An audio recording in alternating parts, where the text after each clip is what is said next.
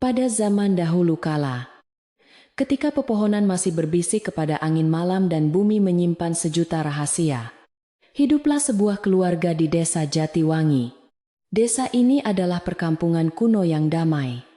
Terletak tepat di bawah kaki bukit yang selalu diselimuti kabut tebal. Setiap pagi, penduduk desa hidup dengan sangat rukun. Bertani dan berkebun di tanah yang subur, warisan nenek moyang mereka. Kehidupan berjalan lambat di sana. Diiringi suara aliran sungai kecil yang jernih dan kicauan burung yang hinggap di dahan pohon jati raksasa. Di bagian tengah desa yang sangat tenang itu, berdirilah sebuah rumah besar peninggalan saudagar kaya, yang halamannya membentang luas. Rumah itu memiliki pendopo kayu jati yang ukirannya menceritakan kisah-kisah pewayangan kuno, menjadi saksi bisu kejayaan masa lalu penghuninya. Dikelilingi oleh pagar batu setinggi dada orang dewasa. Rumah tersebut tampak megah, namun sekaligus memancarkan aura kesepian yang sangat mendalam. Di sudut halamannya terdapat sebuah sumur tua berlumut hijau, yang airnya tidak pernah kering meskipun desa sedang dilanda musim kemarau panjang. Di bagian paling belakang bangunan utama, terdapat sebuah dapur kayu tradisional yang lantainya masih berupa tanah liat yang dipadatkan dengan rapi. Setiap menjelang subuh, cerobong asap dari dapur tersebut selalu mengepulkan asap putih tipis yang membawa aroma kayu bakar ke udara dingin. Tungku api yang terbuat dari susunan batu bata merah tua selalu menyala hangat, menjadi pusat kehidupan sehari-hari bagi para penghuni di dalamnya. Bau rempah-rempah yang disangrai seringkali tercium hingga ke jalanan desa, membuat siapa saja yang lewat menelan ludah membayangkan lezatnya hidangan pagi. Rumah besar yang penuh kenangan itu dijaga oleh seorang wanita muda yang memiliki hati sangat lembut dan penyabar bernama Wulandari. Ia adalah menantu di keluarga kaya tersebut. Seorang perempuan berparas ayu dengan senyum yang selalu menenangkan hati siapa saja yang melihatnya. Wulandari bukanlah berasal dari keluarga bangsawan atau saudagar kaya raya, melainkan hanya putri seorang petani miskin dari desa tetangga yang sederhana. Meskipun nasib membawanya tinggal di rumah semegah istana, ia tetap mempertahankan sifat rendah hatinya dan tidak pernah bersikap sombong kepada penduduk sekitar. Sejak ayam jantan berkokok untuk pertama kalinya memecah kesunyian malam, Wulandari sudah terbangun dari tidur lelapnya untuk memulai rutinitas harian. Ia mengenakan kain kebaya sederhananya, mengikat rambut panjangnya rapat-rapat, lalu mulai menyapu halaman depan rumah yang dipenuhi guguran daun jati kering. Suara sapu lidi yang bergesekan dengan tanah terdengar berirama dan sangat menenangkan di tengah suasana pagi yang masih gelap gulita. Setelah itu, ia menimba belasan ember air dari sumur tua berlumut untuk mengisi bak mandi besar sebelum penghuni rumah lainnya terbangun. Wulandari mengerjakan semua pekerjaan kasar dan berat tersebut seorang diri dengan penuh keikhlasan, tanpa pernah mengeluarkan sepatah kata keluhan pun. Telapak tangannya yang dulu halus kini mulai terasa kasar karena terlalu sering memegang kayu bakar basah dan tali timba sumur tua. Namun baginya, semua rasa lelah itu adalah wujud pengabdian tulus seorang istri yang harus menjaga kehormatan tempat tinggal keluarganya setiap saat. Hatinya yang suci selalu percaya bahwa setiap tetes keringat yang jatuh membasahi bumi akan dicatat sebagai pahala kebaikan oleh Yang Maha Kuasa. Wulandari menanggung semua beban berat di rumah tersebut demi suaminya tercinta yang bernama Jatmiko, seorang pedagang kain keliling yang sangat ulet. Jatmiko seringkali harus bepergian jauh ke berbagai kota di seberang pulau untuk menjajakan barang dagangannya selama berbulan-bulan lamanya tanpa pulang. Suaminya adalah sosok pria yang sangat baik hati dan selalu memperlakukan Wulandari dengan penuh kelembutan, membuat rasa cinta di hatinya semakin kuat. Namun sayang, kepergian Jatmiko yang terlalu lama membuat Wulandari harus menghadapi kenyataan pahit hidup, berdua saja dengan ibu mertuanya di desa. Setiap malam saat pekerjaan rumah telah selesai dan suasana desa menjadi sangat sunyi, Wulandari sering duduk sendirian di tepi jendela kamarnya. Ia menatap lekat-lekat cahaya bulan purnama yang bersinar redup di balik awan gelap, membayangkan wajah suaminya yang sedang berada di tanah rantau. Angin malam yang dingin berhembus masuk melewati celah kayu jati, membawa serta rasa rindu yang amat sangat mendalam hingga menusuk tulang rusuknya. Wulandari menyatukan kedua tangannya dan memanjatkan doa panjang agar suaminya selalu diberikan keselamatan dalam perjalanan dan segera pulang membawa senyuman bahagia. Menjaga keutuhan rumah saat suami sedang mencari nafkah di negeri orang bukanlah sebuah tugas yang mudah bagi wanita muda seperti Wulandari. Ia selalu berusaha memastikan semua sudut rumah tetap bersih terawat dan kebutuhan pangan di lumbung keluarga tidak pernah kekurangan sedikit pun. Wulandari tidak ingin Jatmiko merasa cemas atau sedih memikirkan keadaan rumah saat suaminya itu sedang bersusah payah mengumpulkan uang demi masa depan. Oleh karena itu, ia berjanji pada dirinya sendiri untuk selalu kuat menghadapi cobaan, apapun demi kebahagiaan suaminya saat kembali ke desa nanti. Namun sayangnya, segala bentuk ketulusan dan kerja keras Wulandari tidak pernah mendapat tempat di hati ibu mertuanya yang bernama Nyai Rukmini. Wanita parubaya itu adalah sosok yang sangat dihormati sekaligus ditakuti oleh seluruh penduduk desa Jatiwangi karena sifatnya yang sangat berkuasa. Nyai Rukmini memiliki pembawaan yang sangat angkuh. Seringkali memandang rendah orang-orang yang dianggapnya tidak memiliki kekayaan atau garis keturunan setara dengannya. Ia selalu mengenakan kain batik sutra mahal peninggalan suaminya dan memakai banyak perhiasan emas berukir rumit untuk menunjukkan status sosialnya di masyarakat. Sejak awal pernikahan putranya, Nyai Rukmini secara terang-terangan menunjukkan ketidaksukaannya terhadap kehadiran Wulandari di dalam rumah tangga keluarga besarnya tersebut.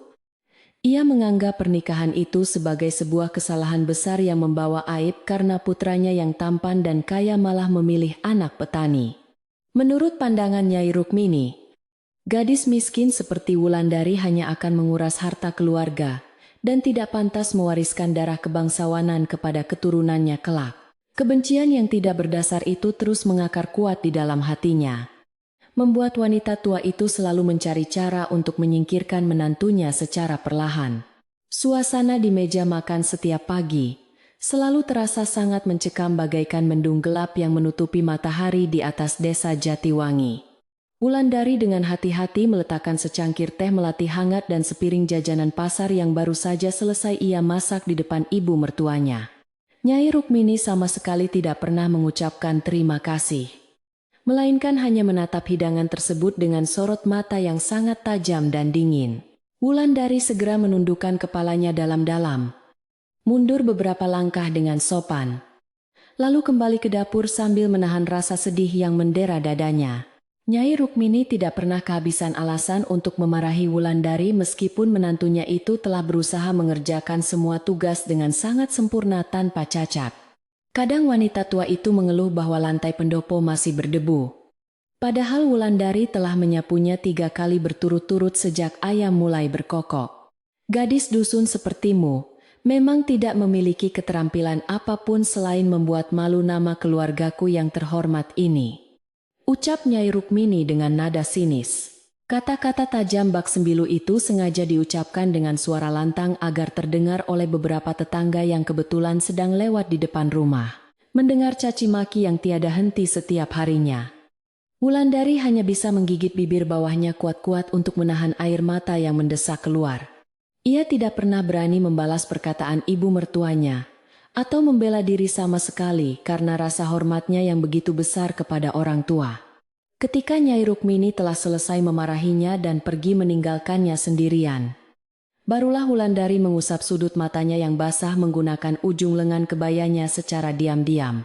Ia kembali melanjutkan pekerjaannya mencuci piring kotor di sumur belakang, sambil terus meyakinkan hatinya bahwa badai kesedihan ini pasti akan segera berlalu. Wulandari memiliki sebuah prinsip hidup yang sangat kuat, bahwa batu sekeras apapun pada akhirnya akan berlubang jika terus-menerus ditetesi oleh air. Ia percaya bahwa kesabarannya yang luas tak bertepi suatu saat nanti pasti akan mampu meluluhkan keangkuhan yang menguasai jiwa Nyai Rukmini. Wulandari tidak ingin membalas kebencian dengan kebencian baru yang hanya akan menghancurkan kedamaian keluarga yang sedang mati-matian ia bangun bersama Jatmiko suaminya. Oleh sebab itu, ia memilih jalan sunyi untuk terus mengabdi tanpa pamrih, meskipun batinnya seringkali menangis menahan perih yang sangat menyiksa. Kehidupan yang berjalan penuh dengan tekanan itu perlahan-lahan mulai memunculkan pertanda aneh ketika musim hujan lebat mulai melanda wilayah desa Jatiwangi. Pada suatu sore yang sangat mendung, langit tiba-tiba berubah warna menjadi abu-abu pekat dan angin bertiup kencang merontokkan daun-daun jati di halaman.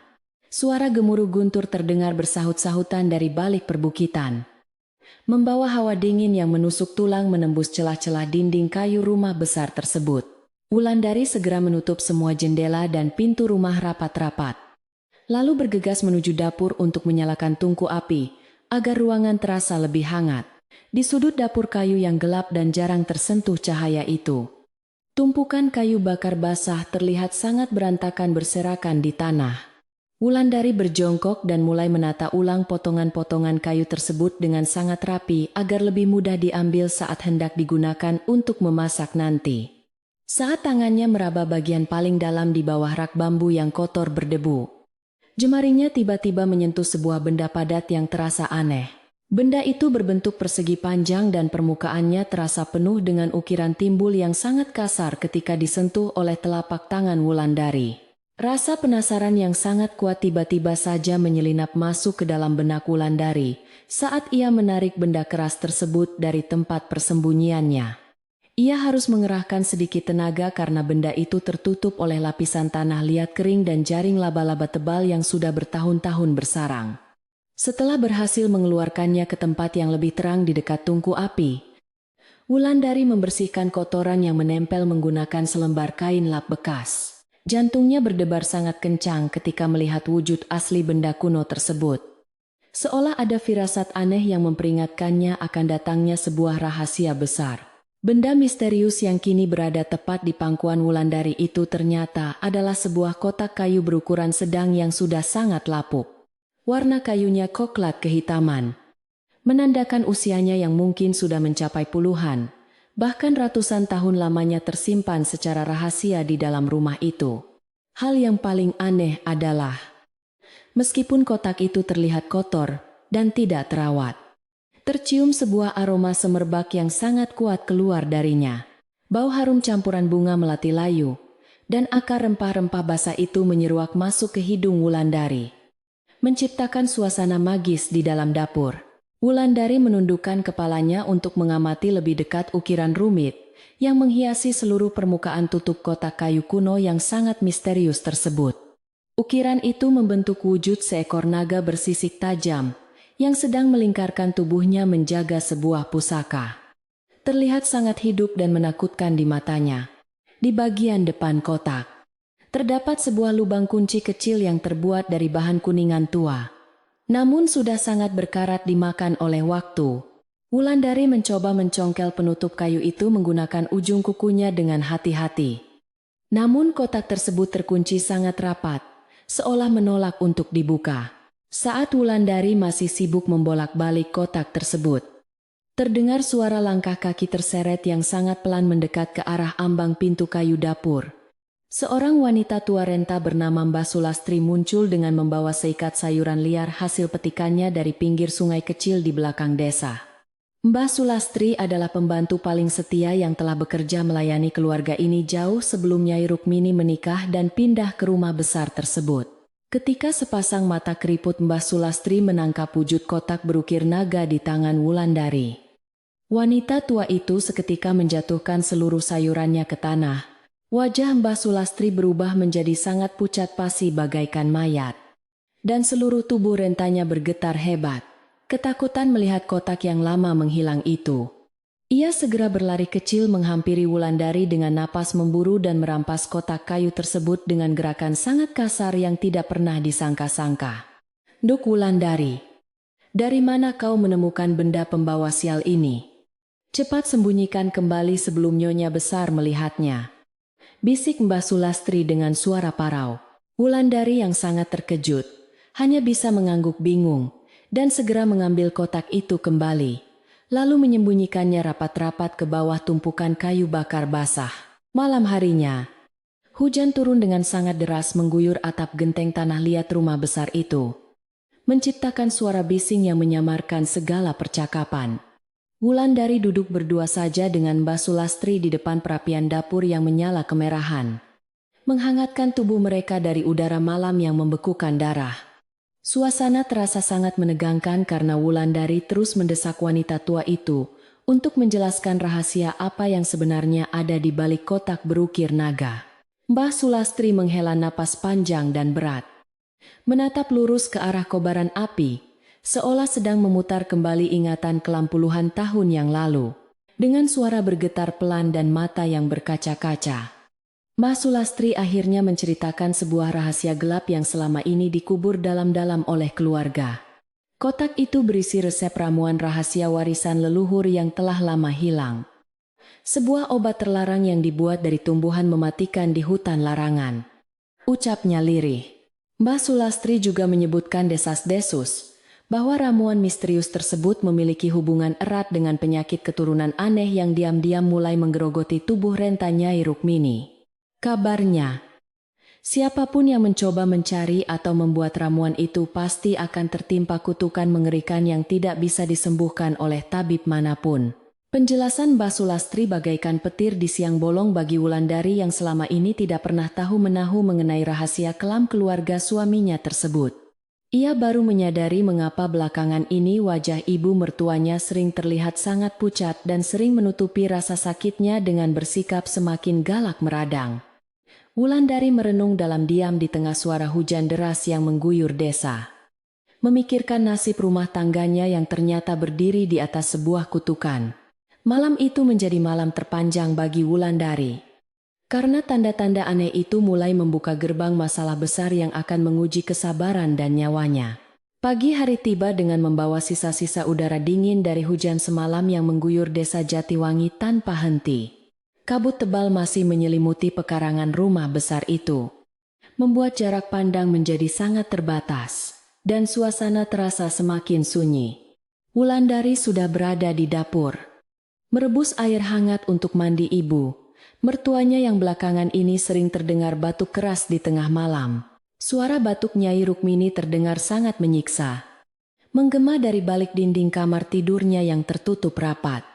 Seolah ada penyakit berat yang sedang bersarang di dalam tubuh rentanya tersebut. Ketika matahari mulai menampakkan sinarnya yang pucat di ufuk timur, Nyai Rukmini keluar dari kamarnya dengan wajah yang sangat pucat dan raut menahan sakit. Ia berjalan tertatih-tatih menuju pendopo depan, mengenakan selendang sutra tebal untuk menutupi tubuhnya yang semakin kurus dan gemetar menahan hawa dingin pagi. Wulandari segera menghampirinya dengan membawa secangkir teh herbal panas, berharap minuman itu bisa sedikit meredakan penderitaan ibu mertuanya yang terlihat sangat kelelahan.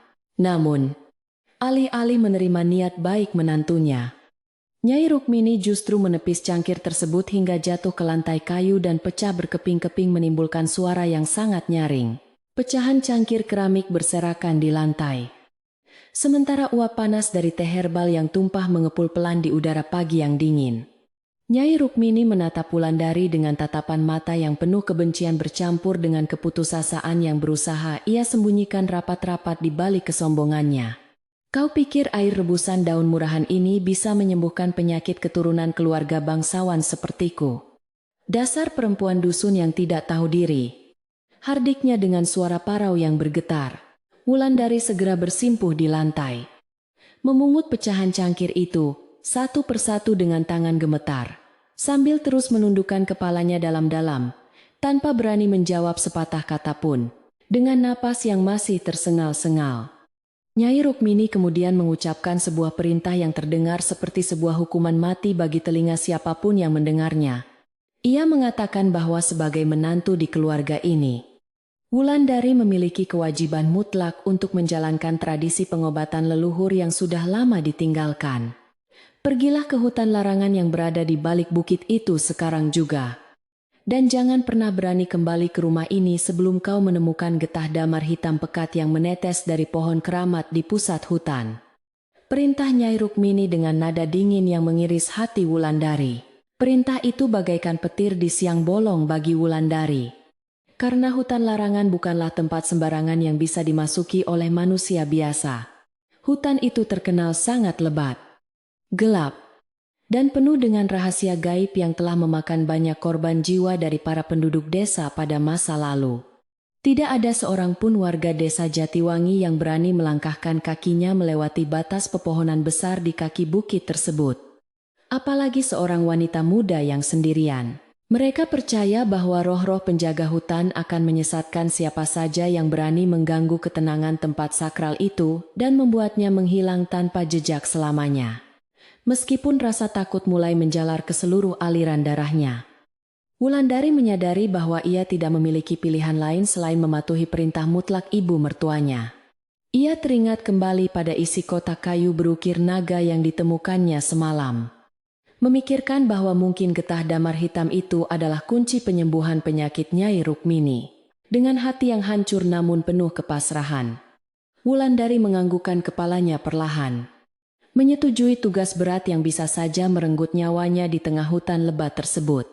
Ia mengemasi sedikit pakaian, sebilah pisau kecil, dan bekal makanan secukupnya ke dalam sebuah keranjang bambu usang dengan tangan yang terus bergetar hebat. Kabar mengenai kepergian Wulandari ke hutan larangan demi mencari obat untuk ibu mertuanya dengan cepat menyebar dari mulut ke seluruh penjuru desa. Di tempat pemandian umum pinggir sungai, para ibu-ibu sibuk membicarakan nasib malang yang menimpa istri Jatmiko yang terkenal sangat sabar dan baik hati itu. Mereka mencuci pakaian sambil berbisik-bisik ketakutan, membayangkan bahaya besar. Macam apa yang sedang menanti wanita muda itu di balik pepohonan raksasa yang tidak pernah tertembus cahaya matahari. Angin siang yang berhembus seolah ikut membawa hawa kecemasan yang mendalam, membuat suasana desa yang biasanya damai menjadi penuh dengan ketegangan. Salah satu tetangga terdekat rumah besar itu, Ibu Ratna, tidak bisa menyembunyikan rasa cemasnya saat melihat Wulandari berjalan keluar melewati gerbang pekarangan. Ibu Ratna adalah seorang wanita parubaya yang cerewet namun memiliki hati yang tulus. Ia sering memperhatikan penderitaan Wulandari dari kejauhan selama ini. Ia segera menghentikan langkah Wulandari di jalan tanah desa yang berdebu, memegang kedua bahu wanita muda itu dengan tatapan mata yang penuh kekhawatiran luar biasa. "Duk Wulandari, apa kau sudah gila menuruti perintah mertuamu yang kejam itu?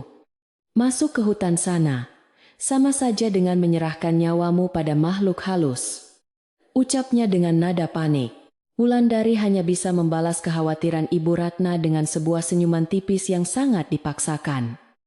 Berusaha menutupi rasa takut yang bergejolak di dalam dadanya, ia memegang tangan tetangganya itu dengan lembut, mencoba meyakinkan bahwa semuanya akan baik-baik saja, dan ini adalah jalan takdir yang harus ia lewati.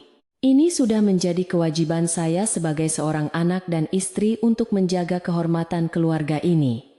Ibu Ratna, tolong doakan saja agar saya bisa kembali dengan selamat membawa obat tersebut," jawab Wulandari dengan suara yang sangat tenang, namun menyiratkan kepedihan yang amat dalam di lubuk hatinya yang terluka.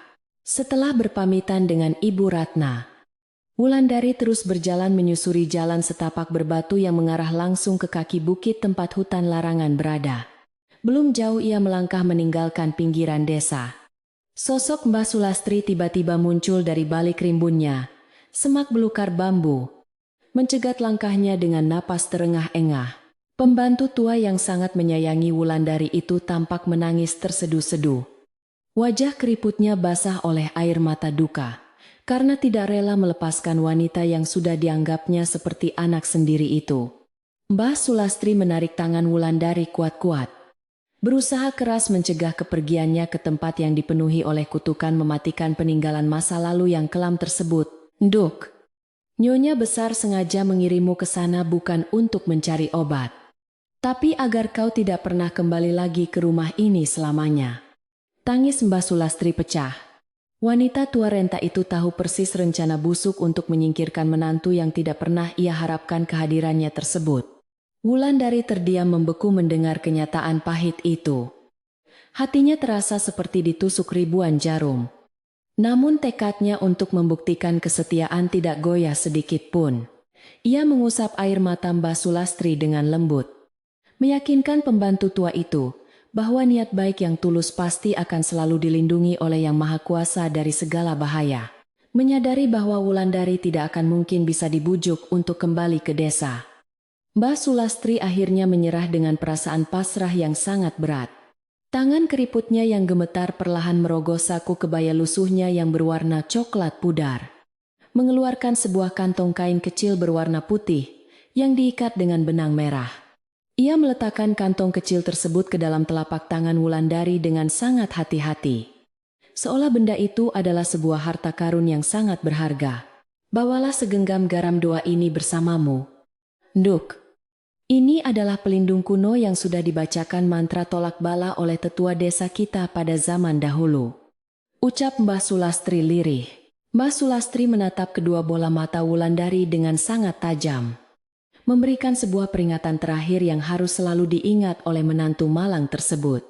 Ia menjelaskan bahwa di dalam hutan larangan, roh-roh penyesat seringkali menirukan suara orang-orang yang paling disayangi untuk memancing korban keluar dari jalan yang benar. Jika kau mendengar suara Jatmiko atau siapapun yang memanggil namamu dari arah belakang, jangan pernah sekali-kali kau menoleh ke belakang. Teruslah berjalan ke depan sambil menggenggam garam ini. Pesan Mbah Sulastri dengan nada yang sangat serius.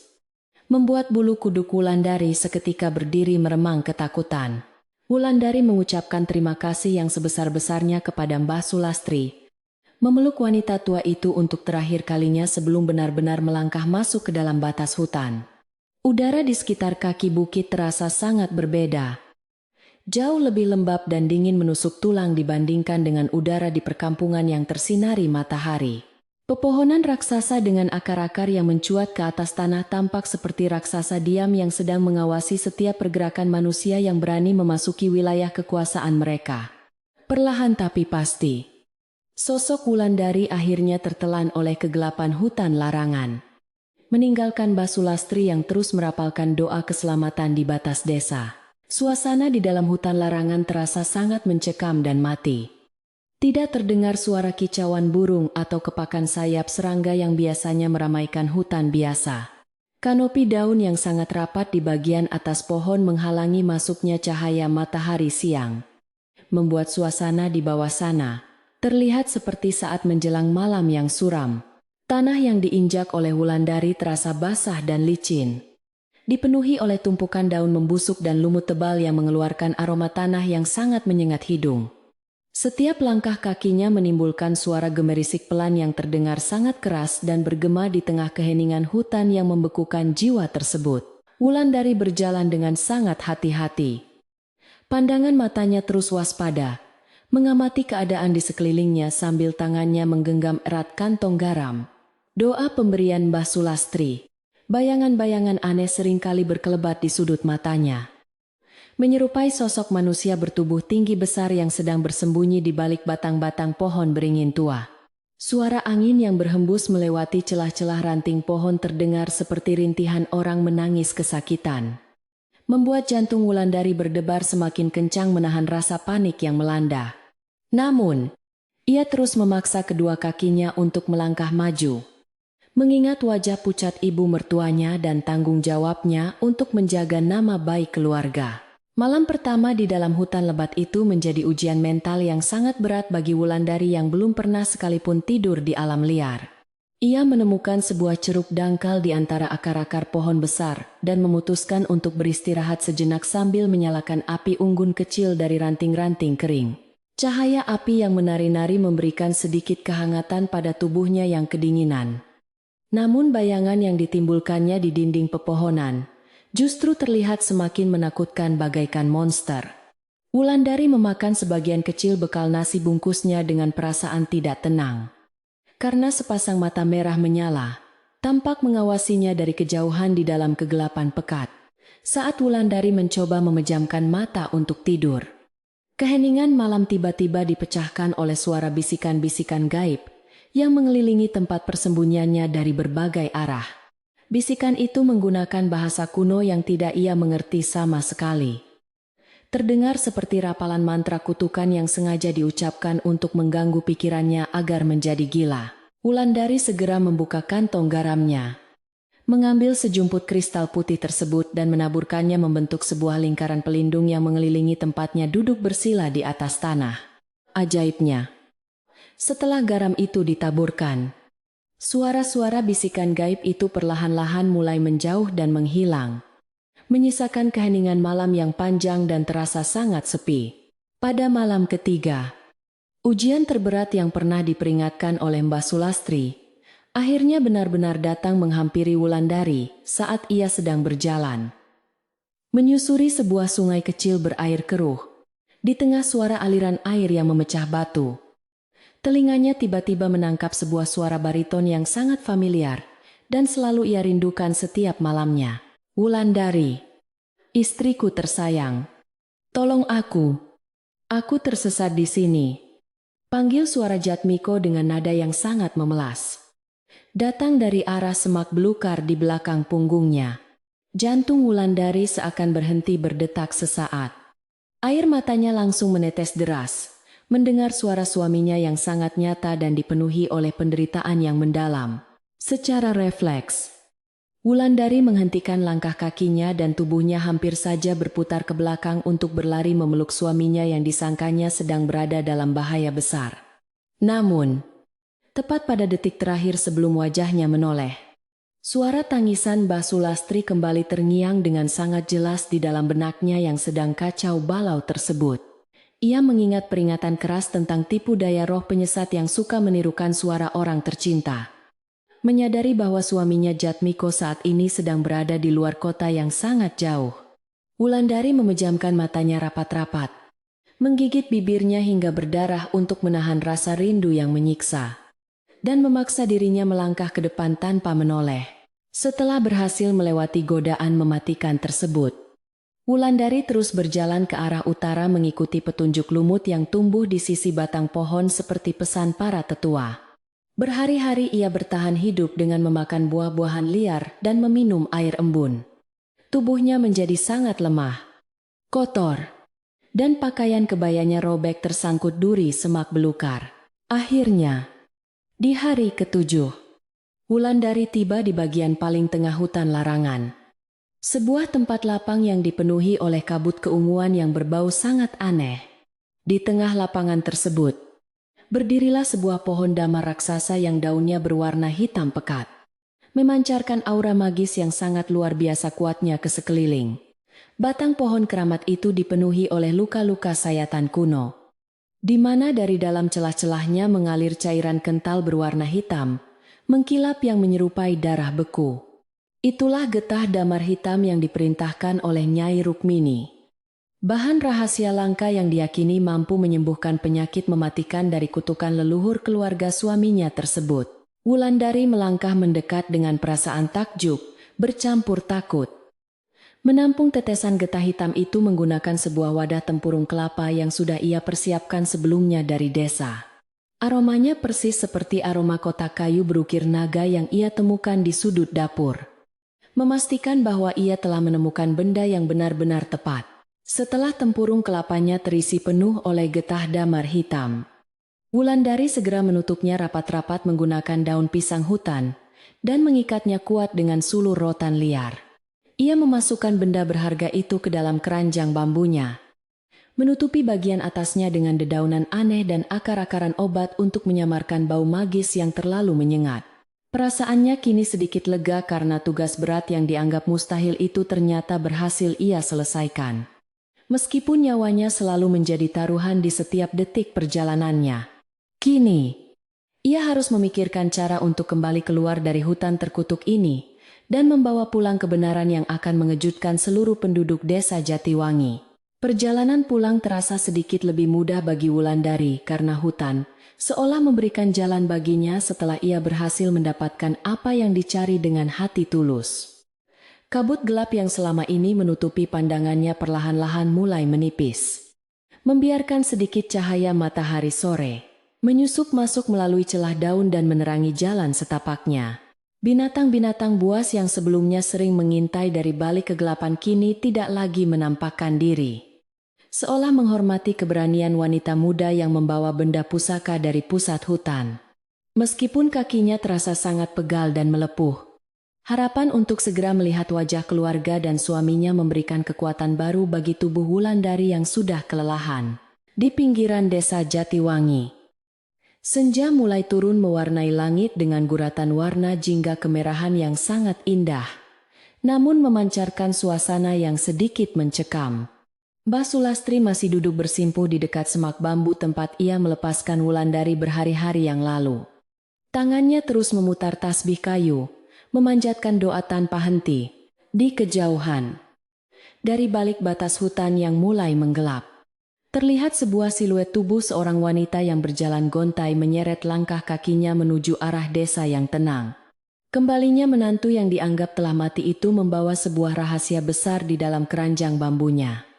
Rahasia yang sebentar lagi akan membuat seluruh keluarga ketakutan luar biasa. Matahari perlahan tenggelam di ufuk barat menyisakan semburat warna jingga kemerahan yang memantul di atas atap genteng tanah liat rumah-rumah penduduk desa Jatiwangi. Angin sore berhembus sangat pelan menyapu debu jalanan, membawa serta hawa dingin yang mulai menusuk pori-pori kulit warga yang sedang bersantai di teras. Tepat saat bayangan pepohonan memanjang menutupi jalan setapak berbatu, sesosok bayangan wanita muncul dari arah batas hutan larangan dengan langkah yang sangat gontai.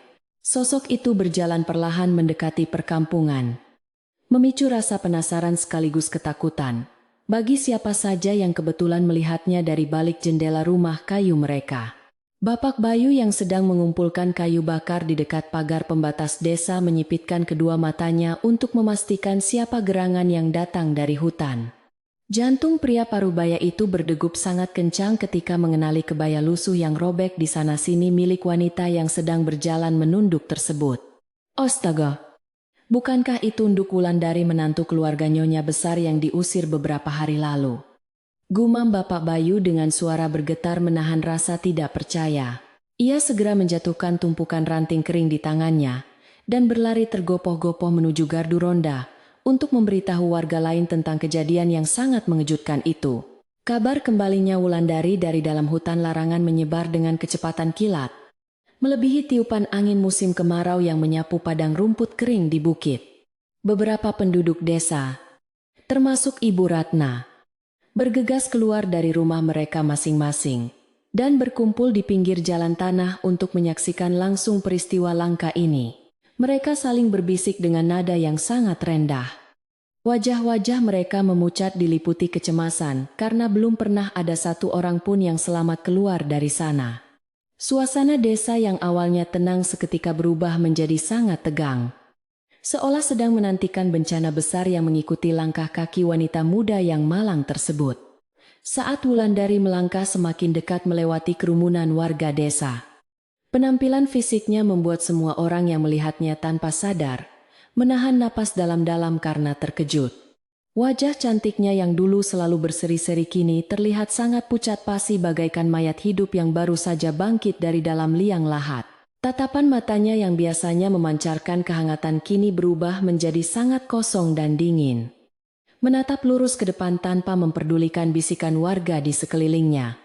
Rambut panjangnya yang terurai kusut masai dipenuhi oleh dedaunan kering dan jaring laba-laba, menambah kesan menyeramkan pada sosok menantu yang dulu sangat dihormati karena kelembutannya itu.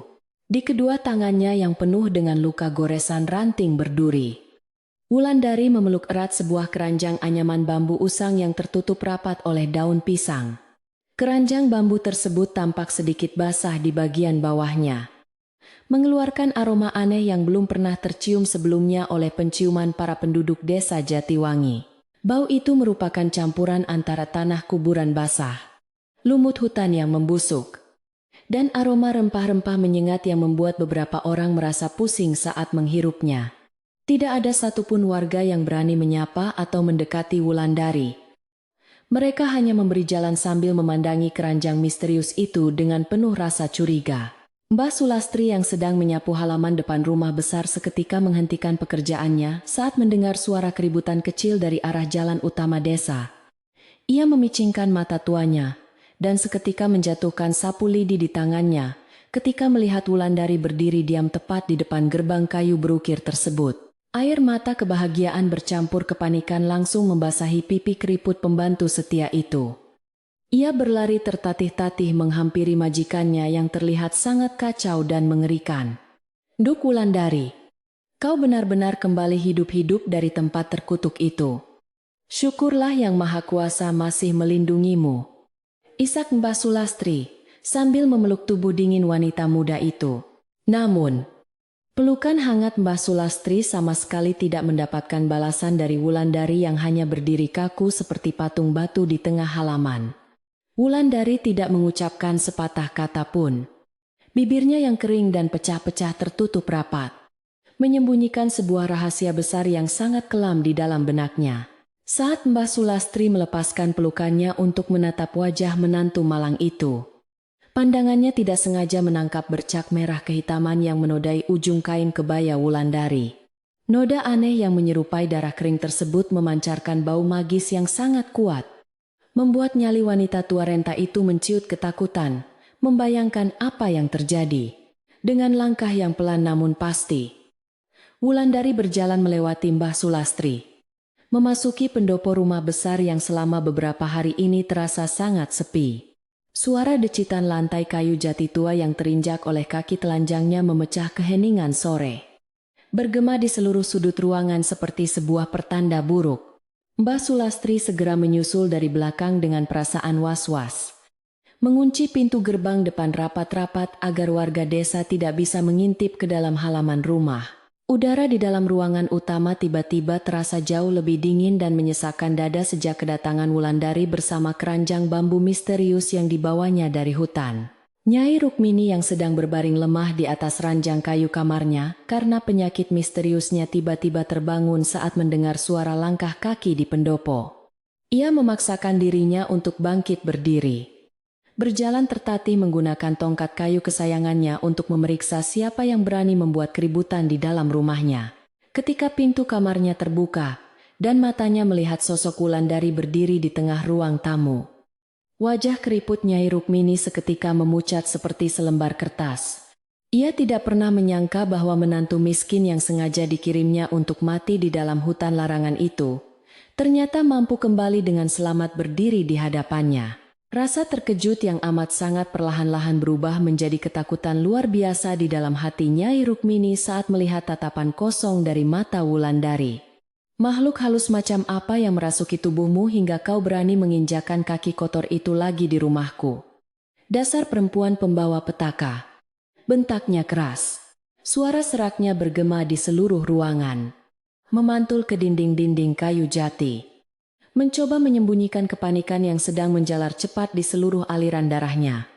Ia menudingkan tongkat kayunya ke arah Wulandari dengan tangan gemetar, menuduh menantunya itu telah membawa pulang sebuah kutukan mengerikan dari roh-roh penjaga hutan. Sama sekali tidak mempedulikan bentakan keras dan cacian tajam dari ibu mertuanya. Wulandari terus melangkah maju menuju bagian tengah ruang tamu yang luas. Ia berlutut di atas karpet beludru merah peninggalan leluhur, lalu meletakkan keranjang bambu anyaman yang sedari tadi dipeluknya itu dengan gerakan sangat perlahan. Wulandari menatap tajam ke arah keranjang tersebut seolah benda usang itu adalah pusaka paling berharga yang akan menentukan nasib seluruh keluarga di masa depan. Bau tanah basah dan daun-daun aneh kini semakin jelas memenuhi udara di dalam rumah, membuat Nyai Rukmini terbatuk-batuk, hebat menahan rasa sesak di dadanya. Mbah Sulastri yang berdiri di sudut ruangan merasa sangat cemas melihat suasana ketegangan yang semakin memuncak antara ibu mertua dan menantu malang tersebut. Ia mencoba mencairkan suasana dengan berjalan mendekati Wulandari, berniat mengambil keranjang bambu itu untuk membawanya ke dapur, agar tidak memancing kemarahan nyonya besar. Biar saya simpan barang bawaanmu ke belakang. Nduk, bersihkanlah tubuhmu dulu dengan air hangat yang sudah saya siapkan di kamar mandi, bujuk Mbah Sulastri lembut. Namun, saat tangannya hendak menyentuh pegangan keranjang, Wulandari tiba-tiba menepis tangan keriput pembantu tua itu dengan kasar. Sesuatu yang tidak pernah ia lakukan sebelumnya. Tindakan kasar Wulandari itu membuat Mbah Sulastri tersentak kaget dan mundur beberapa langkah, menyadari bahwa wanita di hadapannya ini telah berubah menjadi sosok berbeda. Nyai Rukmini yang melihat kejadian itu semakin marah dan yakin bahwa menantunya benar-benar telah dikuasai oleh ilmu hitam yang didapatkannya dari dalam hutan. Buka keranjang kutukan itu sekarang juga agar aku bisa melihat sihir jahat apa yang kau bawa untuk menghancurkan keluarga terhormat ini. Perintah Nyai Rukmini murka. Namun, Wulandari hanya menggelengkan kepalanya pelan. Sorot matanya yang dingin memberikan sebuah isyarat kuat bahwa tidak ada seorang pun yang boleh menyentuhnya saat ini. Setelah sekian lama membisu sejak kakinya menginjakkan batas desa Jatiwangi, Wulandari akhirnya membuka suara dengan nada yang sangat datar, namun terdengar begitu mengancam. Keranjang ini menyimpan sebuah rahasia besar tentang dosa masa lalu yang hanya akan saya buka di hadapan suami saya, Jatmiko, ketika ia pulang nanti. Ucapnya pelan. Suara Wulandari terdengar sangat dingin. Seolah kehilangan semua kelembutan yang selama ini selalu menjadi ciri khasnya dalam melayani setiap anggota keluarga di rumah besar tersebut. Mendengar nama Jatmiko disebut dengan nada penuh ancaman, Nyai Rukmini terdiam kaku. Jantungnya berdebar kencang, membayangkan aib keluarganya yang mungkin akan segera terbongkar. Malam akhirnya turun menyelimuti desa Jatiwangi dengan kegelapan yang pekat. Diiringi suara jangkrik yang mengerik bersahutan dari semak-semak pekarangan luar rumah besar itu. Wulandari tetap duduk bersimpuh di samping keranjang bambunya di tengah ruang tamu.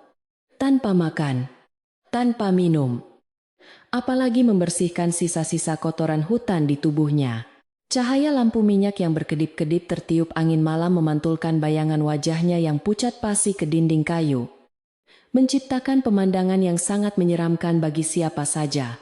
Nyai Rukmini memilih mengurung diri di dalam kamarnya dengan perasaan was-was yang luar biasa. Tidak bisa tidur menantikan kedatangan putra tunggalnya dari perjalanan jauh. Sementara itu di luar rumah, ketegangan juga menyelimuti seluruh warga desa yang sudah mendengar tentang sikap aneh Wulandari sejak kembali dari hutan larangan. Bapak Bayu dan beberapa pria berkumpul di gardu ronda sambil meminum kopi pahit, membicarakan kemungkinan terburuk bahwa rumah besar itu kini telah dikutuk. Mereka teringat akan legenda desa tentang wanita-wanita yang hilang di hutan dan kembali sebagai pembawa malapetaka yang menyebarkan penyakit mematikan ke seluruh penjuru desa. Ibu Ratna terus berdoa di dalam rumahnya, berharap tidak ada roh jahat yang akan mengganggu ketenangan desa yang sudah dijaga selama ratusan tahun lamanya. Menjelang tengah malam, ketika suasana rumah terasa sangat mati, Mbah Sulastri yang sedang berjaga di dapur melihat sebuah pemandangan yang membuat darahnya berdesir hebat.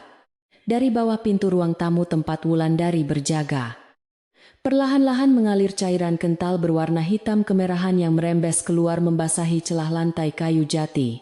Cairan aneh itu mengeluarkan aroma obat-obatan kuno yang sangat tajam.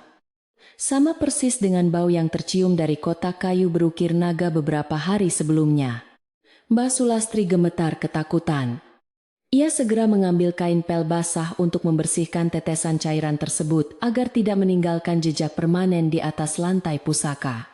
Di dalam ruang tamu yang remang-remang, Wulandari terus mengawasi keranjangnya tanpa berkedip sedikit pun, seakan-akan menjaga sebuah nyawa yang berada di dalamnya. Tangannya yang penuh luka dengan lembut mengusap bagian atas daun pisang penutup keranjang, membisikkan doa-doa pelan yang tidak bisa didengar oleh telinga manusia biasa.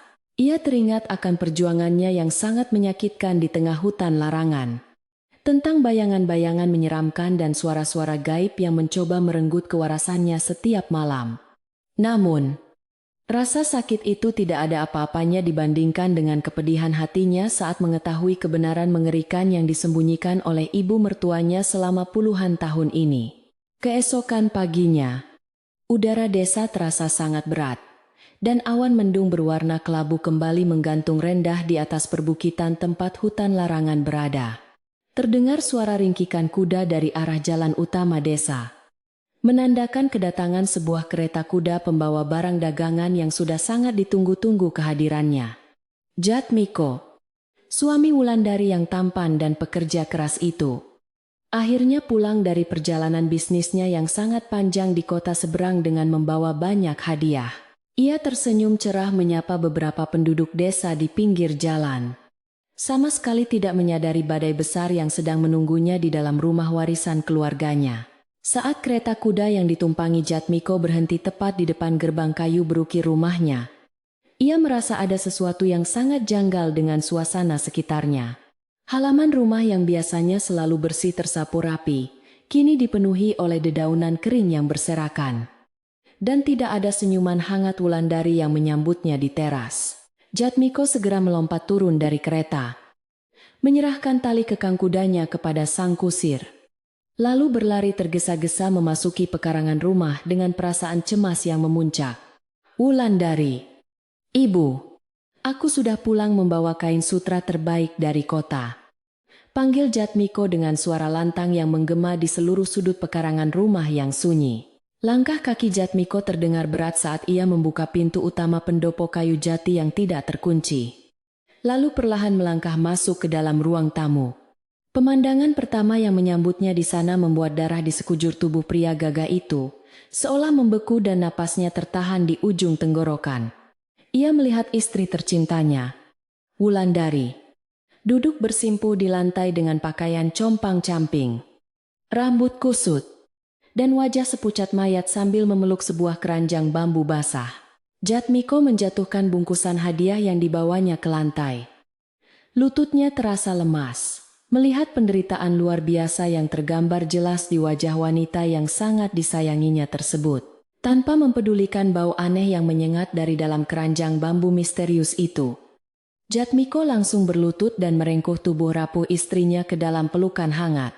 Ya Tuhan, istriku sayang, apa yang sebenarnya terjadi padamu selama aku pergi meninggalkan rumah ini? Isak Jatmiko dengan suara bergetar, menahan tangis penyesalan. Ia mengusap rambut kotor Wulandari dengan sangat lembut, mencoba memberikan kehangatan yang telah lama hilang dari tubuh wanita malang yang sangat setia menjaganya itu. Wulandari akhirnya perlahan-lahan menyandarkan kepalanya di dada bidang sang suami. Air mata yang sejak kemarin ditahannya, kini mengalir deras membasahi kemeja katun milik Jatmiko. Mendengar suara tangisan putranya di ruang tamu, pintu kamar Nyai Rukmini terbuka perlahan, menampilkan sosok wanita tua itu yang berjalan mendekat dengan wajah mengeras. Ia menatap tajam ke arah pasangan suami istri yang sedang berpelukan di lantai tersebut. Rasa gengsi dan ketakutannya bercampur aduk menjadi sebuah kemarahan besar. Jangan sentuh perempuan terkutuk itu, Jatmiko anakku. Ia telah membawa roh jahat dari hutan larangan untuk menghancurkan hidup keluarga kita, tuduh Nyai Rukmini sambil menunjuk.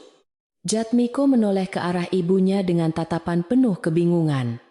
Tidak mengerti mengapa ibunya tega menuduh istri yang selama ini selalu berbakti dengan sangat tulus. Mendengar tuduhan kejam yang dilontarkan oleh ibu mertuanya di depan suaminya sendiri, Wulandari melepaskan pelukan Jatmiko dan duduk tegak dengan sisa tenaga yang dimilikinya. Ia menatap lurus ke arah mata Nyai Rukmini. Sebuah tatapan tajam penuh keberanian yang belum pernah ia perlihatkan sebelumnya selama menjadi menantu di rumah itu. Saya tidak membawa roh jahat manapun ke rumah ini, Ibu. Saya hanya membawa kebenaran yang selama bertahun-tahun sengaja ibu kubur di dalam hutan, jawab Wulandari lantang. Suara wanita muda itu bergema kuat di seluruh ruangan, menandakan dimulainya sebuah pembuktian besar yang akan mengupas tuntas segala kebohongan di rumah itu. Jatmiko dan Basulastri yang berada di ruangan itu hanya bisa menahan napas, menunggu dengan tegang rahasia apa yang sebenarnya dibawa dari hutan larangan. Wulandari perlahan-lahan menarik ikatan sulur rotan yang mengunci keranjang bambu tersebut, bersiap membuka penutup daun pisang yang menyembunyikan benda sakral pembawa malapetaka sekaligus harapan itu. Aroma campuran antara tanah basah, lumut membusuk, dan getah pohon misterius langsung menyebar dengan sangat cepat, memenuhi setiap celah udara di dalam ruang tamu. Saat tutup keranjang itu akhirnya terbuka sepenuhnya, semua pasang mata yang ada di sana terbelalak lebar, melihat benda mengejutkan yang ada di dalamnya. Tidak ada satupun sosok makhluk halus mengerikan, atau benda pusaka terkutuk berbau klinik yang ditemukan di dasar keranjang anyaman bambu usang tersebut. Di hadapan mereka, hanya tergeletak sebuah tempurung kelapa tua yang berisi cairan kental berwarna hitam kemerahan, bersama dengan tumpukan akar dan daun kering langka. Wulandari mengambil tempurung kelapa yang berisi getah damar hitam itu dengan kedua tangannya yang gemetar. Mengangkatnya tinggi-tinggi agar bisa dilihat jelas oleh ibu mertuanya. Nyai Rukmini seketika mundur selangkah. Tongkat kayunya terjatuh ke lantai dengan suara keras. Wajah tuanya memancarkan rasa terkejut dan ketakutan yang tidak bisa disembunyikan. Suasana di dalam ruang tamu seketika berubah menjadi sangat hening. Seolah waktu tiba-tiba berhenti berdetak di dalam rumah besar peninggalan saudagar kaya tersebut.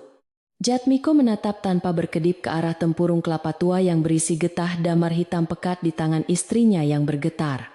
Aroma mistis yang menguar dari getah pohon keramat itu bercampur dengan bau tanah basah dan dedaunan membusuk, memenuhi setiap sudut ruangan dengan aroma hutan yang sangat pekat. Nyai Rukmini masih berdiri kaku di tempatnya. Seluruh tubuh rentanya bergetar hebat, melihat benda pusaka yang seharusnya mustahil bisa didapatkan oleh manusia biasa. Berusaha keras menutupi rasa takut dan kepanikan yang melanda hatinya. Nyai Rukmini kembali mengangkat tangannya yang gemetar menunjuk ke arah wajah Wulandari. Kau pasti telah bersekutu dengan iblis penghuni hutan untuk membuat ramuan racun mematikan ini, demi membunuhku dan menguasai seluruh harta kekayaan keluarga ini. Tuduhnya dengan suara yang sangat parau.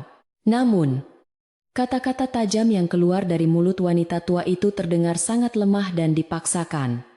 Tidak lagi memiliki nada keangkuhan seperti biasanya.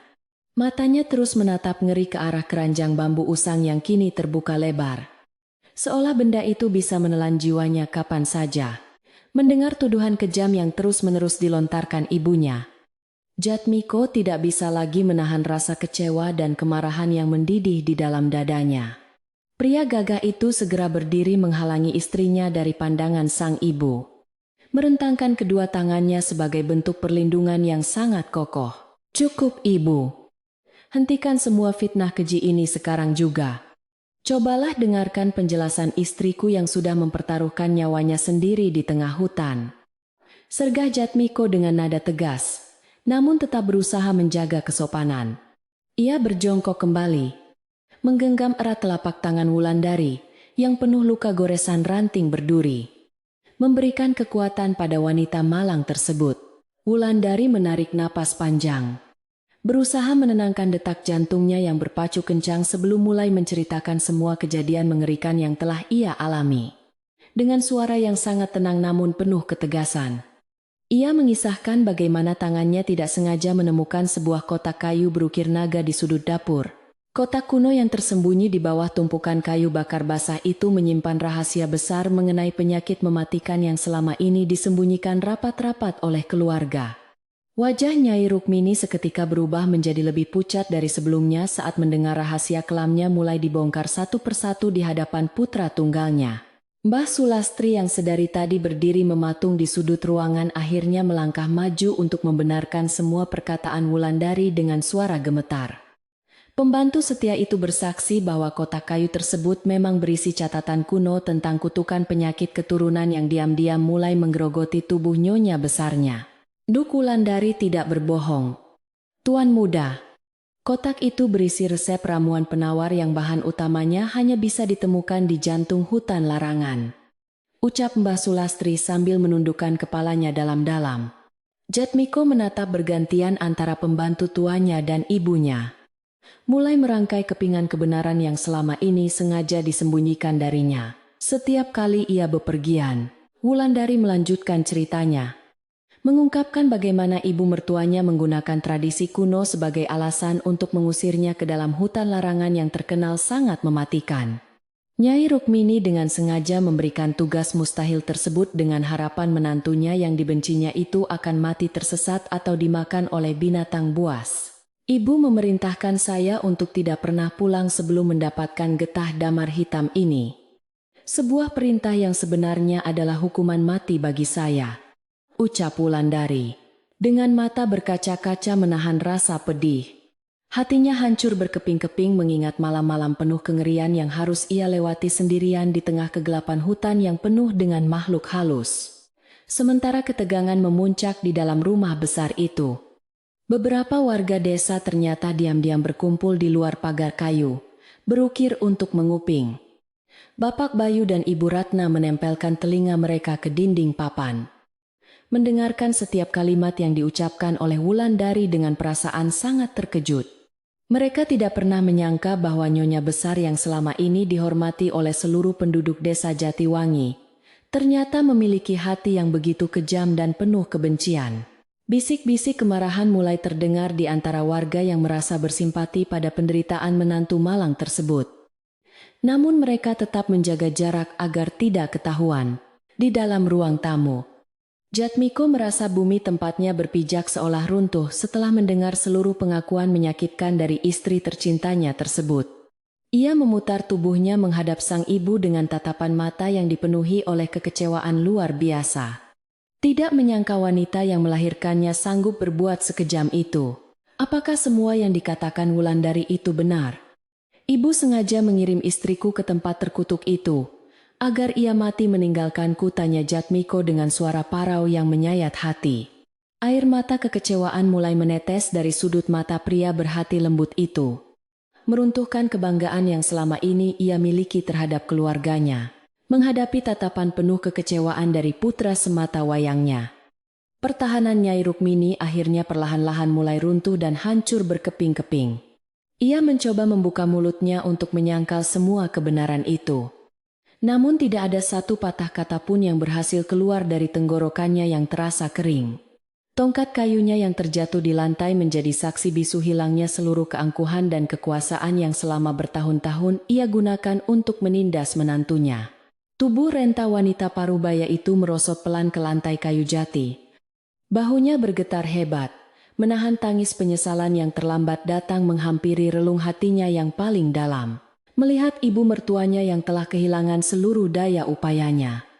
Wulandari justru tidak menunjukkan ekspresi kemenangan atau rasa dendam sedikit pun di wajahnya. Wanita berhati malaikat itu perlahan-lahan merangkak mendekati Nyai Rukmini, membawa serta tempurung kelapa berisi getah damar hitam pekat tersebut ke hadapan ibu mertuanya. Saya tidak pernah memiliki niat buruk terhadap ibu.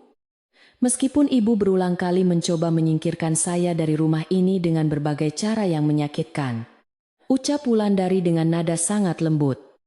Ia meletakkan ramuan langka itu tepat di pangkuan Nyai Rukmini. Sebuah tindakan yang membuat semua orang di ruangan itu menahan napas keheranan. Wulandari kemudian menjelaskan alasan sebenarnya mengapa ia rela mempertaruhkan nyawanya melawan hantu dan binatang buas di dalam hutan larangan berhari-hari lamanya. Ia melakukan semua pengorbanan mengerikan itu, bukan untuk membuktikan bahwa dirinya kuat, melainkan karena rasa cintanya yang sangat besar kepada suaminya. Jatmiko, saya tahu ibu menderita sakit parah yang disembunyikan. Dan saya tidak ingin melihat suami saya menangis kehilangan ibunya jika penyakit itu merenggut nyawa ibu. Jelas, Wulandari tulus. Kata-kata indah yang keluar dari bibir menantu yang tersakiti itu bagaikan siraman air sejuk yang memadamkan api kebencian di dalam ruangan. Untuk membuktikan ketulusan hatinya, Wulandari menunjuk ke arah noda kemerahan yang mengering di ujung kain kebaya lusuhnya yang robek tersangkut duri. Ia menceritakan bahwa noda itu bukanlah darah binatang buas, melainkan darahnya sendiri yang menetes saat ia terjatuh dari tebing kecil demi melindungi ramuan tersebut. Saya memeluk tempurung kelapa ini erat-erat saat tubuh saya berguling di atas bebatuan tajam, memastikan tidak ada satu tetes pun getah damar yang terbuang sia-sia. Isak Wulandari mengenang kejadian itu, mendengar pengorbanan yang begitu luar biasa. Mbah Sulastri tidak kuasa lagi menahan tangisnya, dan langsung jatuh bersimpuh di atas lantai kayu. Tangisan Mbah Sulastri memecah kesunyian yang menyelimuti ruang tamu, menyadarkan Jatmiko akan betapa berharganya wanita yang telah ia nikahi tersebut.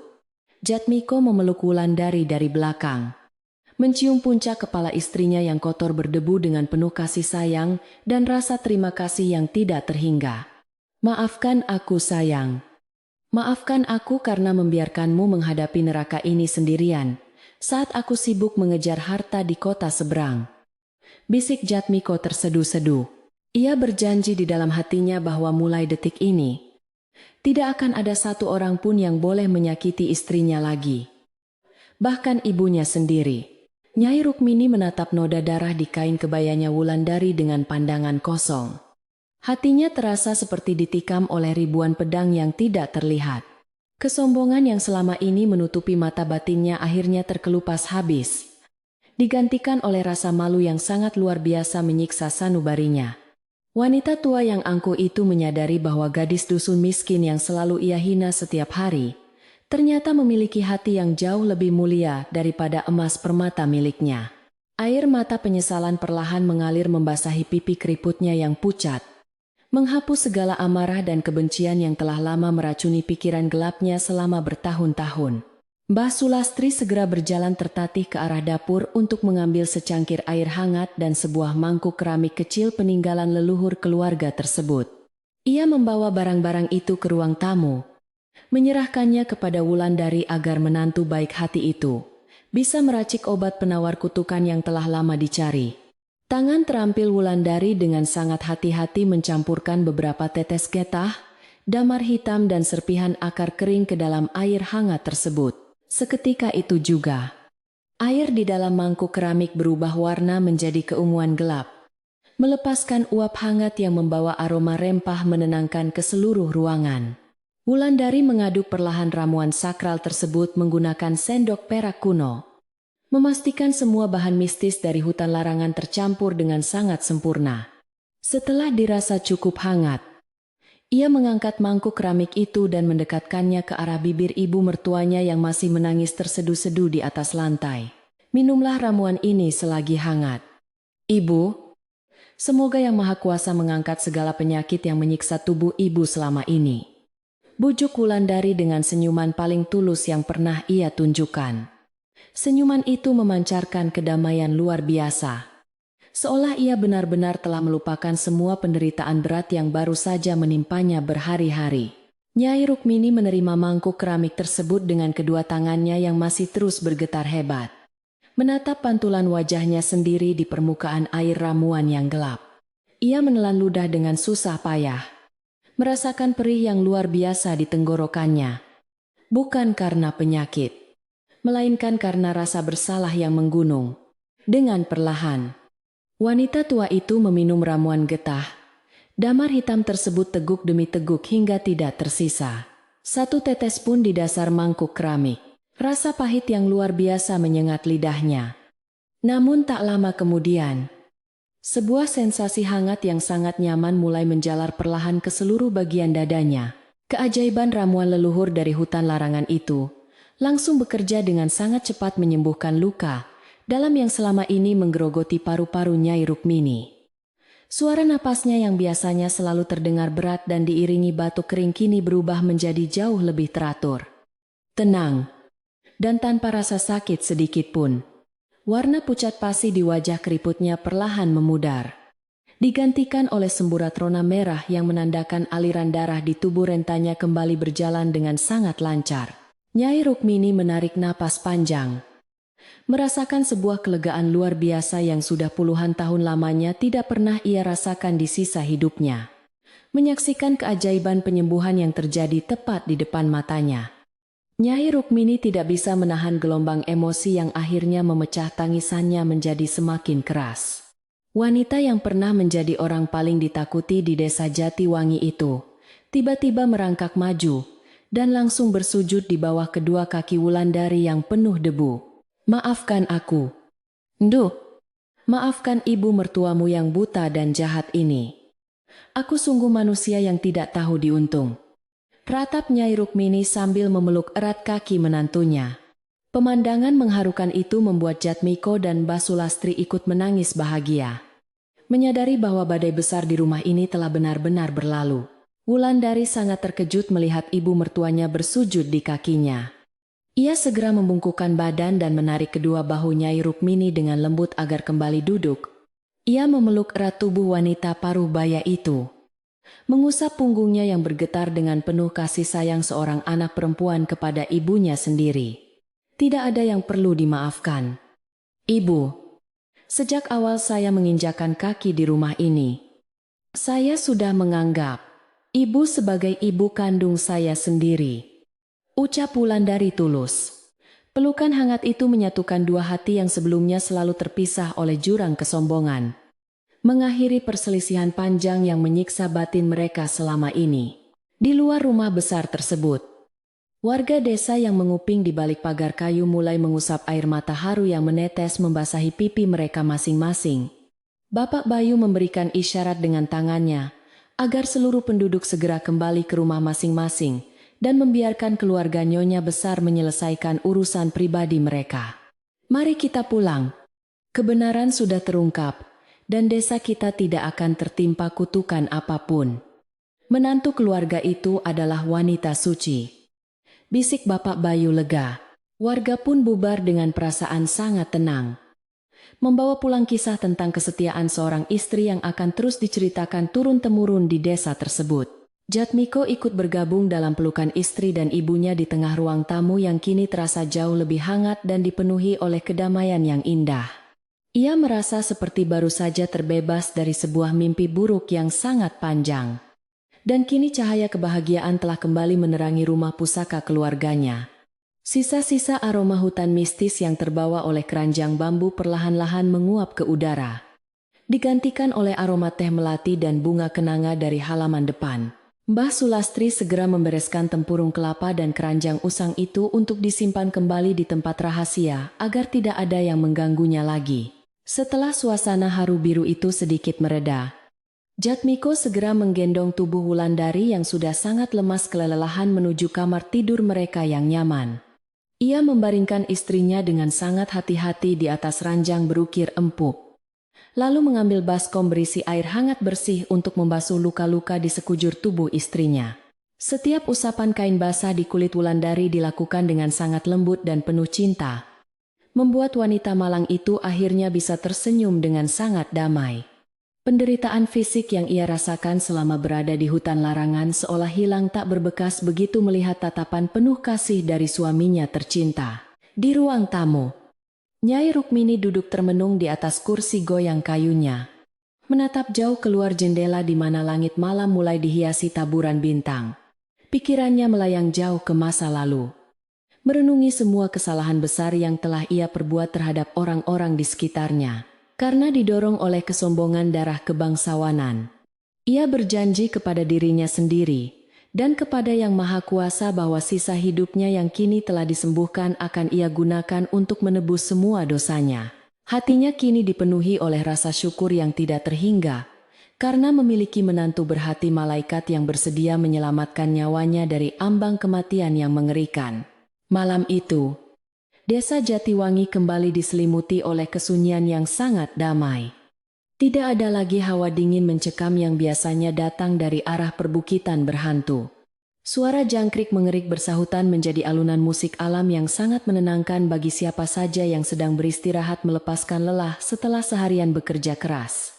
Di dapur rumah besar, Mbah Sulastri sibuk menyiapkan hidangan makan malam spesial berupa ayam bumbu kuning dan nasi liwet hangat kesukaan Jatmiko dan Wulandari. Ia memasak dengan hati yang sangat riang gembira.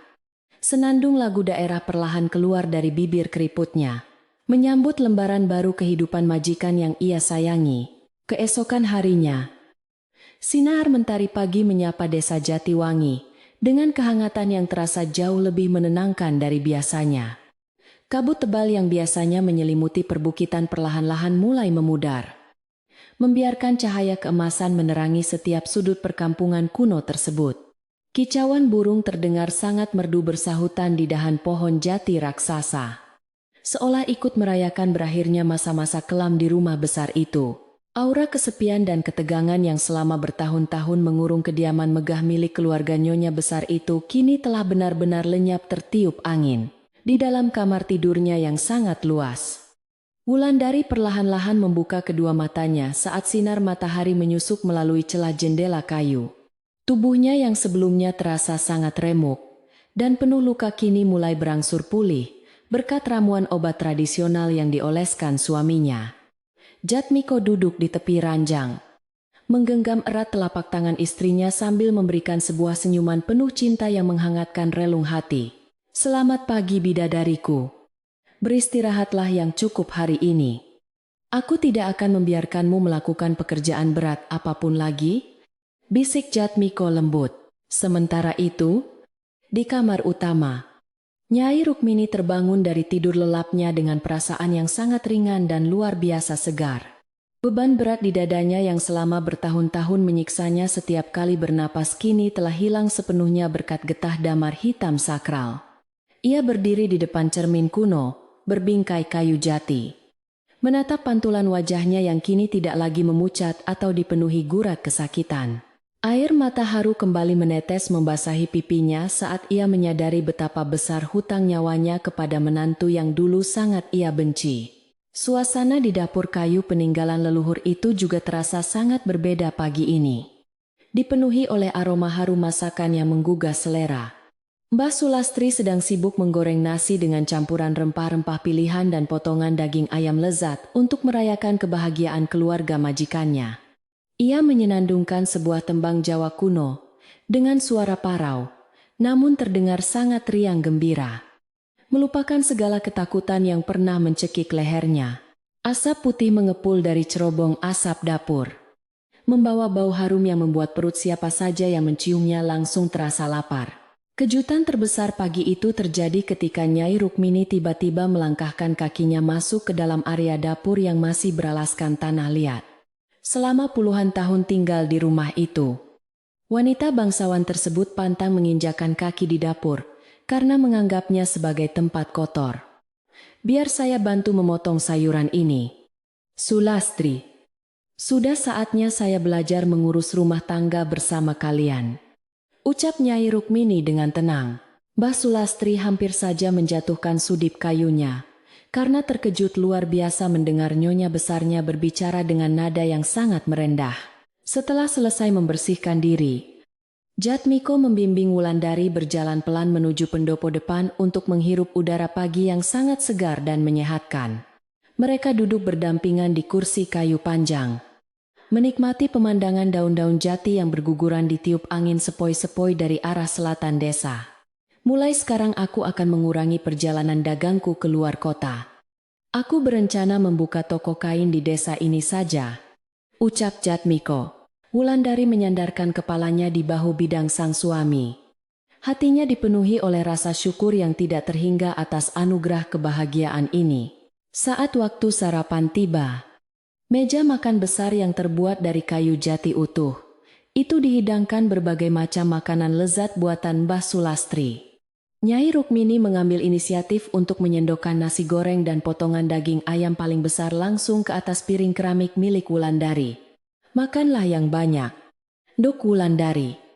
Tubuhmu membutuhkan banyak tenaga untuk memulihkan diri dari siksaan panjang di hutan itu, kata Nyai Rukmini. Perlakuan manis dan penuh perhatian dari ibu mertuanya itu membuat dada Wulandari terasa bergemuruh oleh kehangatan yang sangat ia dambakan. Wulandari menatap piringnya dengan mata yang kembali berkaca-kaca. Ia tidak pernah menyangka akan bisa duduk satu meja dan makan bersama ibu mertuanya.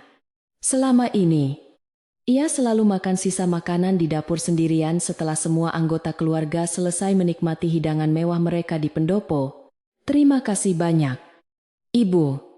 Masakan ini pasti akan terasa jauh lebih lezat, karena ibu sendiri yang menghidangkannya untuk saya, jawab Wulandari tulus.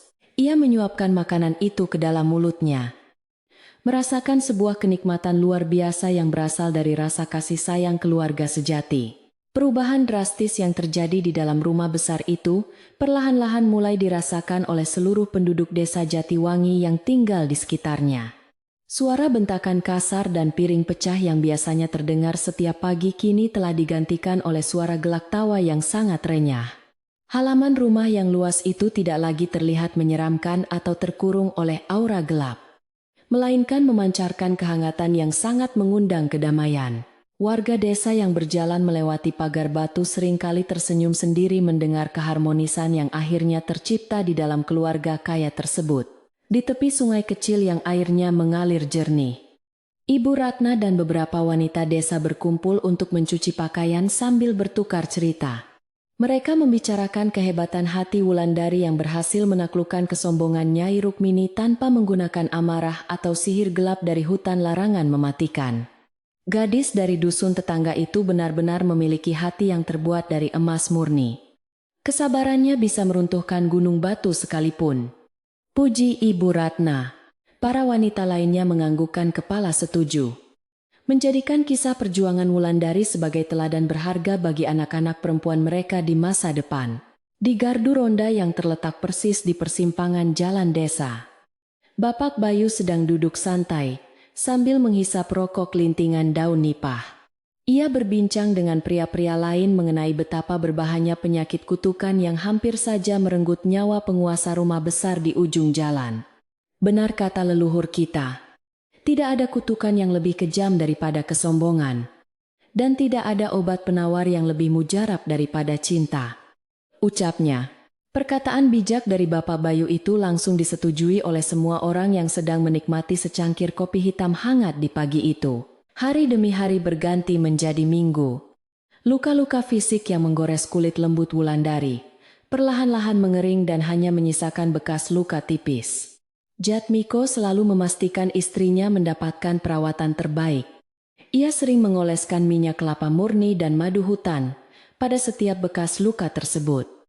Setiap kali mengoleskan obat, Jatmiko selalu mencium punggung tangan Wulandari sebagai tanda penghormatan dan rasa cinta yang begitu besar kepada istrinya. Ia berjanji tidak akan pernah melupakan pengorbanan luar biasa yang telah dilakukan wanita itu untuk menyelamatkan keluarga dari kehancuran dan kematian. Setiap sore hari menjelang senja, pemandangan baru yang sangat menyejukkan hati selalu terlihat di pendopo kayu jati rumah besar keluarga tersebut.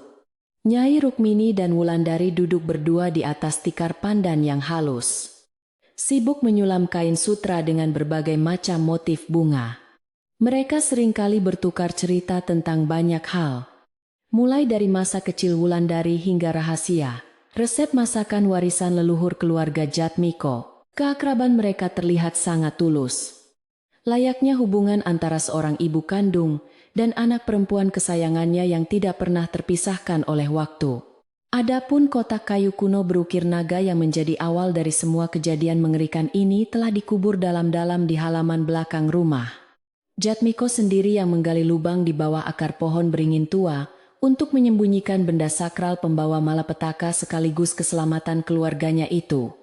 Ia tidak ingin ada keturunannya di masa depan yang tidak sengaja menemukan benda itu dan mencoba kembali memasuki hutan larangan terkutuk. Rahasia mengenai ramuan getah damar hitam itu akan dibiarkan tertidur selamanya bersama dengan memudarnya sisa-sisa kutukan masa lalu dari desa Jatiwangi. Sesuai dengan janjinya, Jatmiko akhirnya membangun sebuah toko kain yang cukup besar di bagian paling depan pekarangan rumahnya yang sangat luas. Toko itu menyediakan berbagai macam kain sutra, batik tulis, dan katun berkualitas tinggi yang didatangkannya dari para pedagang di kota seberang. Kehadiran toko tersebut membuat suasana di sekitar rumah besar menjadi jauh lebih ramai dan semarak oleh kunjungan para penduduk desa tetangga. Wulandari seringkali membantu suaminya melayani para pelanggan dengan senyum manisnya yang selalu berhasil membuat siapa saja merasa dihargai dan dihormati. Melihat pemandangan keluarga majikannya yang kini begitu harmonis dan penuh cinta, hati tua Mbah Sulastri diliputi oleh perasaan lega yang luar biasa. Ia sering menangis bahagia sendirian di sudut dapur saat melihat Jatmiko menyuapi istrinya atau ketika Nyai Rukmini menyisir rambut panjang menantunya. Pembantu setia yang usianya sudah sangat senja itu merasa bahwa tugasnya untuk menjaga keturunan saudagar kaya di rumah ini telah selesai. Ia kini hanya menghabiskan hari-harinya dengan beribadah dan menikmati ketenangan hidup tanpa perlu lagi menyembunyikan rahasia kelam majikannya di masa lalu. Beberapa bulan kemudian, musim panen raya akhirnya tiba menyapa desa Jatiwangi, mewarnai seluruh hamparan sawah dengan warna kuning keemasan yang menawan. Angin berhembus kencang membawa aroma padi yang sudah matang, menandakan bahwa kemakmuran dan keberkahan telah diturunkan oleh langit kepada penduduk desa. Untuk merayakan hasil panen yang sangat melimpah dan sebagai wujud syukur atas kesembuhannya, Nyai Rukmini memutuskan untuk menggelar sebuah pesta besar. Ia ingin mengundang seluruh warga desa tanpa terkecuali untuk makan bersama di halaman rumahnya, sebagai bentuk permintaan maaf atas kesombongannya selama ini. Persiapan pesta syukuran panen raya itu melibatkan hampir seluruh wanita di desa Jatiwangi yang datang dengan sukarela ke rumah besar tersebut. Nyai Rukmini menyambut kedatangan mereka dengan senyuman hangat. Mempersilakan ibu-ibu desa untuk menggunakan dapur besarnya dan bahan makanan yang telah disediakan. Pemandangan ini sangatlah langka dan mustahil terjadi pada masa lalu, di mana gerbang rumah itu selalu tertutup rapat bagi rakyat jelata. Perubahan sikap Nyonya Besar yang kini sangat ramah dan rendah hati membuat warga desa semakin menghormatinya dengan penuh ketulusan dari dasar hati. Wulandari bekerja bahu-membahu bersama Ibu Ratna dan para wanita lainnya untuk meracik bumbu gulai daging sapi dan memasak ribuan porsi nasi. Mereka saling bertukar canda tawa, menyanyikan lagu-lagu daerah yang riang gembira sambil memotong sayuran di atas tikar pandan yang digelar di halaman. Tidak ada lagi jurang pemisah antara keluarga kaya raya dan penduduk desa yang sederhana. Semuanya berbaur menjadi satu kesatuan yang sangat rukun. Kehadiran Wulandari telah menjadi jembatan cinta yang menghubungkan dua dunia yang berbeda, membawa kedamaian abadi bagi seluruh penghuni desa Jatiwangi. Ketika matahari mulai terbenam dan langit malam mulai dihiasi oleh taburan bintang, pesta syukuran panen raya pun akhirnya dimulai dengan meriah. Ratusan lampion kertas berwarna-warni digantung di dahan pohon jati dan sepanjang pagar batu, menerangi halaman rumah besar itu dengan cahaya keemasan. Bau harum masakan tradisional menggugah selera setiap orang yang hadir, membuat perut keroncongan tidak sabar untuk segera menikmati hidangan lezat tersebut. Warga desa duduk bersila di atas tikar panjang yang digelar rapi, menatap ke arah pendopo utama tempat keluarga Jatmiko bersiap memberikan sambutan. Jatmiko berdiri di hadapan seluruh penduduk desa, mengenakan kemeja batik terbaiknya dan memancarkan wibawa seorang pemimpin keluarga yang sangat bijaksana. Ia mengucapkan terima kasih yang sebesar-besarnya atas bantuan warga, dan secara terbuka menceritakan sedikit tentang pengorbanan luar biasa yang dilakukan istrinya. Istriku Wulandari adalah pahlawan bagi keluarga kami. Hatinya yang tulus telah menyelamatkan ibuku dari penyakit dan menyelamatkan rumah ini dari kehancuran, ucapnya lantang. Gemuruh tepuk tangan dari ratusan warga desa langsung memecah keheningan malam, memberikan penghormatan tertinggi kepada wanita muda yang sangat luar biasa tersebut. Nyai Rukmini juga ikut berdiri melangkah maju, menundukkan kepalanya dalam-dalam di hadapan semua warga desa dengan perasaan penuh penyesalan dan kerendahan hati. Ia secara terbuka memohon maaf atas segala kesombongan dan perlakuan kasarnya kepada penduduk desa selama bertahun-tahun ia memimpin rumah besar tersebut. Saya mohon maaf atas segala dosa dan keangkuhan saya di masa lalu. Semoga malam ini menjadi awal persaudaraan kita yang erat, ucapnya tulus. Warga desa yang memiliki hati pemaaf segera mengangguk tersenyum, menerima permintaan maaf itu dengan dada lapang, tanpa menyimpan dendam sedikit pun. Menjelang tengah malam, acara syukuran panen raya itu akhirnya perlahan-lahan selesai, menyisakan tumpukan piring kosong dan kenangan manis yang tak terlupakan. Penduduk desa berpamitan pulang ke rumah masing-masing dengan perut yang sangat kenyang dan hati yang dipenuhi oleh kebahagiaan luar biasa malam itu. Mereka berjalan menyusuri jalan setapak, sambil membicarakan keajaiban besar yang mengubah sosok Nyonya Besar menjadi wanita tua yang sangat baik dan penyayang. Desa Jatiwangi kini tidak lagi memiliki rahasia kelam atau rumah berhantu, melainkan hanya ada kedamaian abadi yang akan diwariskan kepada anak cucu. Setelah semua warga desa pulang, Jatmiko, Wulandari, dan Nyai Rukmini duduk santai bertiga di pendopo depan sambil menikmati secangkir teh jahe hangat. Angin malam berhembus sangat pelan membelai wajah mereka, membawa aroma manis dari bunga sedap malam yang mekar di sudut halaman rumah. Mereka tidak banyak berbicara, hanya saling memandang dengan senyuman penuh makna, meresapi setiap detik kedamaian yang terasa begitu mahal dan berharga. Segala penderitaan, air mata, dan rasa sakit yang pernah terjadi di masa lalu kini telah benar-benar menguap terbawa oleh kehangatan malam. Bapak Bayu yang sedang menjalankan tugas giliran ronda malam berjalan melintasi depan pagar rumah besar itu sambil membawa obor bambu kecil. Ia menghentikan langkahnya sejenak, memandang ke arah pendopo yang terang benderang, dan melihat keharmonisan keluarga yang sedang menikmati teh bersama tersebut. Senyum simpul menghiasi wajah pria parubaya itu saat ia menghembuskan asap rokoknya ke udara malam yang terasa sangat sejuk dan damai. Kebaikan sejati selalu menjadi pelita terang, yang mampu mengusir gelapnya hutan paling menyeramkan sekalipun. Bisiknya pelan, sebelum kembali melanjutkan langkah kakinya.